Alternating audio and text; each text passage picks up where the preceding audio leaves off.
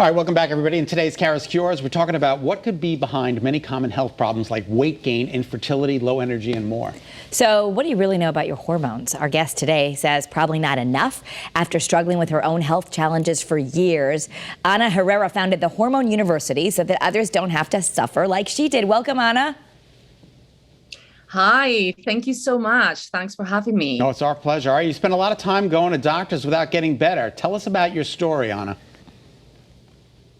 Yes, so I went through a chronic condition called endometriosis. This chronic condition actually affects 10% of the adult female population. Wow. And it takes an average of 7 years to get it diagnosed. It's a very, very painful condition. There is no cure. And I went through it for over 10 years and unfortunately had to go through 5 surgeries, which culminated in a full hysterectomy. So I went through kind of like extreme PMS pain and other ramifications like infertility and finally surgical menopause through that full hysterectomy.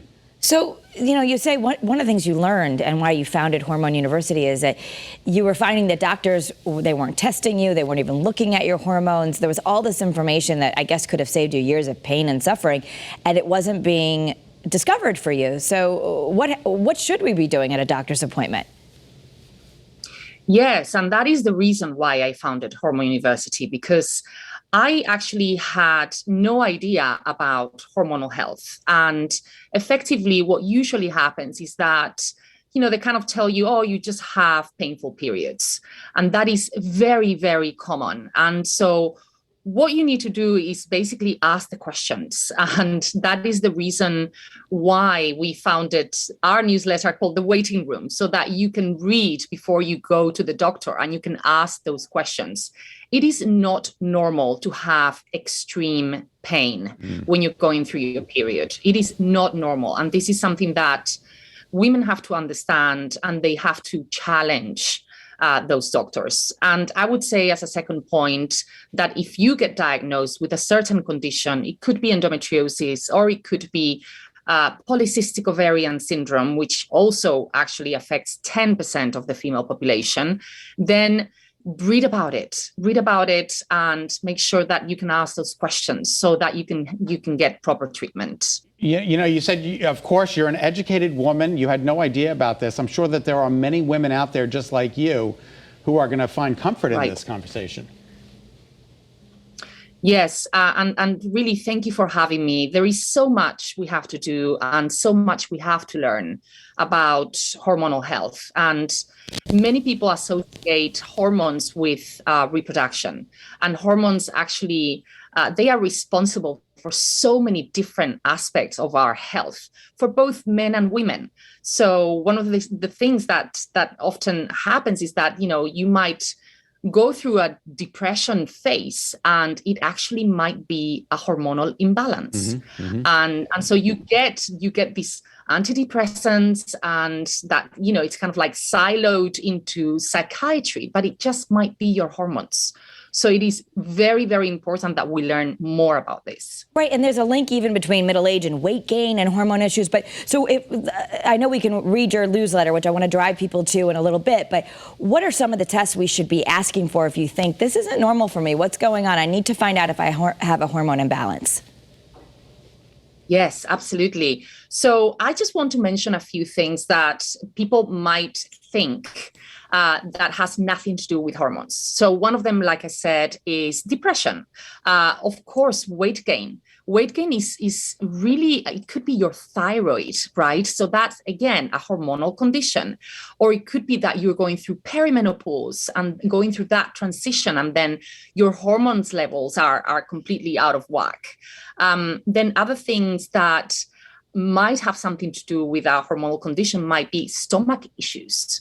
Your gut is so crucial, and your adrenals when it comes to kind of having that, stomach issues or gut issues. It might just be your hormones. And then even skin conditions like rosacea.